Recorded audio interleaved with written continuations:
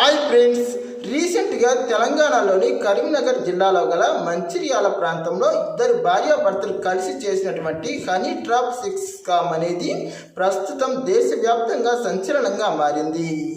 మెయిన్గా భార్యాభర్తలు అనేవాళ్ళు పరస్పరం కష్టసుఖాల్లో, బాధలు, బాంధవ్యాల్లో ఒకరి ఒకరు తోడుగా ఉండాల్సింది పోయి ఇలా ఏకంగా సెక్స్ క్యూపాల్లో మరియు వ్యభిచారంలో ఒకరికి ఒకరు తోడుగా ఉంటూ ఏకంగా ఎంతో మంది బాధితుల కన్నీటికి కారకులు అవ్వడం నిజంగా చాలా చాలా దరిద్రపు చర్య అనే చెప్పాలి. అసలు సమాజంలో ఇల్లీగల్గా ఎన్నో విధాలుగా ప్రస్తుతం డబ్బు సంపాదిస్తూ వార్తల్లో చర్చనీయాంశంగా మారితే నేడు ఈ ఇద్దరు భార్యాభర్తలు కొనసాగించినటువంటి ఈ దరిద్రపు పని అనేది అసలు సొసైటీ ఈ విధంగా కూడా దిగజారిందా అన్న విధంగా వీళ్ళను ప్రశ్నిస్తున్నది. అసలు ఇక్కడ మెయిన్గా వీళ్ళు ఇంతకు దిగజారడానికి కారణాలు ఏంటో చూస్తే ప్రధానంగా ఈ మంచిర్యాల ప్రాంతానికి చెందినటువంటి శరత్ మరియు లలిత అనే ఇద్దరు దంపతులు ప్రారంభంలో బాగానే ఉండేవారు. ప్రారంభంలో శరత్ చిన్న చితక వ్యాపారాలు కొనసాగిస్తుండేవాడు. ఇక తర్వాత డబ్బు ఆశ ఎక్కువయ్యి అతడు పెద్ద పెద్ద వ్యాపారాలు చేయాలనుకొని బ్యాంకు వద్ద లోన్లు తీసుకుని ఎన్నో వ్యాపారాలు కొనసాగించిన వాటన్నింటిలోనూ చాలా దారుణమైన నష్టాలని చవిచూశాడు. ఇక అదే సమయంలో అప్పుల బాధ ఎక్కువ అవ్వడం, బ్యాంకు వద్ద లోన్లు తీసుకొని అవి కట్టకపోవడంతో బ్యాంకు ఉద్యోగస్తుల యొక్క బెదిరింపులు కూడా ఎక్కువైపోయాయి. ఈ సందర్భంలో అతడు భావించినటువంటి నిర్ణయం ఏంటంటే లీగల్గా కష్టపడి డబ్బు సంపాదించలేమని భావించి ఎలాగైనా ఇల్లీగల్గానే డబ్బు సంపాదించాలనే నిర్ణయానికి అతడు వచ్చేశాడు. ఇక అలా ఇల్లీగల్గా డబ్బు సంపాదించే క్రమంలో అతడికి వచ్చినటువంటి ఆలోచన వ్యభిచారం. ప్రధానంగా తన భార్యనే వ్యభిచార కూపంలోకి దింపి దాని ద్వారా లక్షలు కోట్లు సంపాదించాలని అతడు ఒక విధమైనటువంటి నిర్ణయం తీసుకున్నాడు. ఇక ఆ భర్త చెప్పినటువంటి ఆ నిర్ణయానికి కొందరు భార్యలైతే ఎడాపెడా భర్త ముఖం మీదనే చెంప చెల్లు మనిపించేవారు. కానీ ఆ మహాపతివ్రత చేసింది ఏంటంటే ఆ భర్త చెప్పినటువంటి ఆ ఐడియాకు ఓకే చెప్పేసింది. ఆ ఇల్లీగల్ కాంట్రాక్ట్కు ఓకే చెప్పినటువంటి ఈ సతీమణి తర్వాత కాలాల్లో ఇన్స్టాగ్రామ్ మరియు ఫేస్బుక్లో రీల్ చేస్తూ ఎంతోమంది వ్యాపారవేత్తలు మరియు డబ్బున్న వాళ్ళను వలవేసుకొని వాళ్ళ ద్వారా ఎలాగైనా మెసేజ్లు వచ్చేలా ఆమె ఎన్నో విధాలైనటువంటి ప్లాన్లను యూట్యూబ్ రీల్స్ ద్వారా చేసేది. ఇక అలా ఆమె యూట్యూబ్ రీల్స్ ద్వారా చేసినటువంటి కొన్ని విధాలైనటువంటి మార్గాలు, ప్లాన్ల ద్వారా చాలామంది ఆమెకు మెసేజ్లు పెట్టడం మొదలుపెట్టారు. అలా మెసేజ్లు పెట్టిన వాళ్ళతో చాలా సన్నిహితంగా ఉంటూ ఎలాగైనా వాళ్ళ యొక్క పర్సనల్ నెంబర్స్ని తీసుకొని ఇక వాళ్ళతోనే ఇల్లీగల్ అఫైర్స్ని కొనసాగించింది.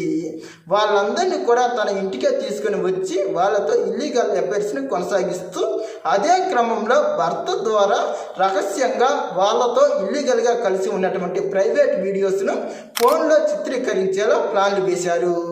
ఇక ఇక్కడ భర్తే కెమెరామెన్గా ఉండి భార్య ఇతరులతో ఉన్నటువంటి ఈ సెక్స్ వీడియోలను తనే రికార్డు చేసేవాడు.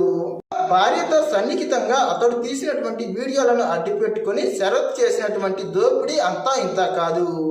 మెయిన్గా ప్రారంభంలో తన యొక్క భార్యతో ఇల్లీగల్ అఫైర్స్ కొనసాగించిన వారి వద్ద కొంత డబ్బు తీసుకుని వాటితో సంతృప్తి పడకుండా అతడు తరచూ వాళ్ళను ఇంకా ఎక్కువగా బెదిరిస్తూ లేదా భార్య ద్వారానే బెదిరింపులకు దిగుతూ వాళ్ళను రహస్య ప్రదేశాలకు పిలుస్తూ కొన్ని లక్షలు కాజేయడం ఒక అలవాటుగా మార్చుకున్నాడు. ఇక పోలీసులు చెప్పినటువంటి కథనం ప్రకారం ఆమె దాదాపుగా 100 మందితో ఇలా ఇల్లీగల్ అఫైర్స్ని కొనసాగిస్తూ ఏకంగా ఈ భర్తే కెమెరామెన్గా ఉండి వీడియోలు తీశాడని పోలీసులు నిర్ధారించారు. ప్రధానంగా ఈ వీడియోలను అడ్డం పెట్టుకొని అతడు ఏకంగా 1 కోటి పైగానే సంపాదించినట్లు పోలీసులు చేసినటువంటి దర్యాప్తులో కూడా వెల్లడైంది.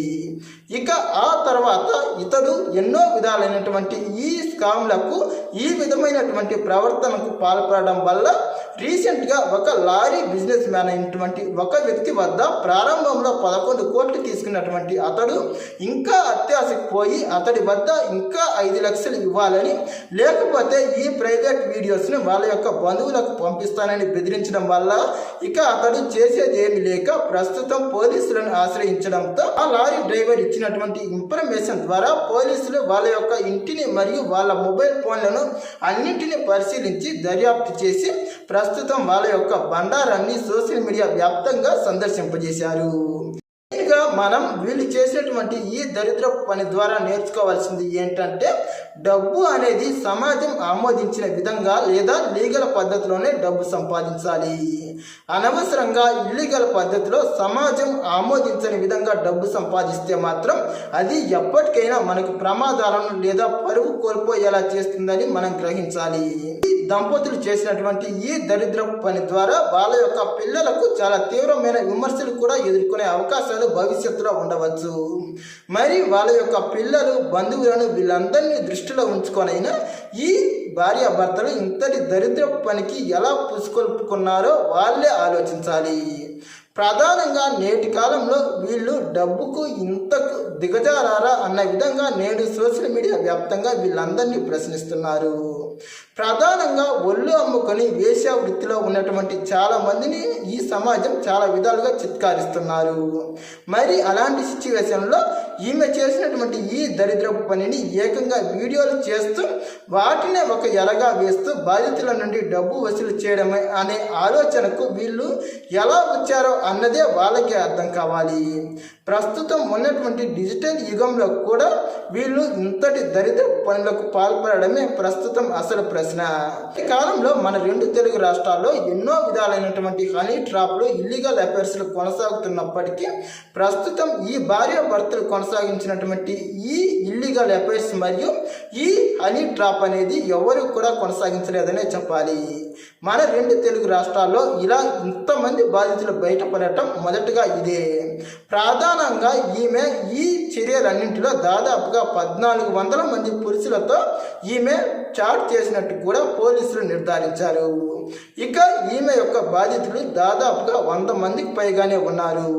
మెయిన్గా ఈమె రహస్యంగా వాళ్ళతో ఇల్లీగల్ అఫైర్స్ని కొనసాగించింది. దాదాపు 100 మందితో కొనసాగించినట్లు, వాళ్ళ యొక్క ప్రైవేట్ వీడియోలకు కూడా భర్తే చిత్రీకరించినట్లు వాళ్ళే అంగీకరించినట్లు పోలీసులు వాళ్ళ యొక్క దర్యాప్తులో వెల్లడించారు. మెయిన్గా ఇక్కడ వాళ్ళు సిగ్గు మానం వదిలేసి వాళ్ళ డబ్బు కోసం ఆలోచిస్తే, ప్రధానంగా వాళ్ళకు బాధితులుగా మారిన వాళ్ళు ఎంత కరువులో ఉన్నారో మనం అర్థం చేసుకోవాలి.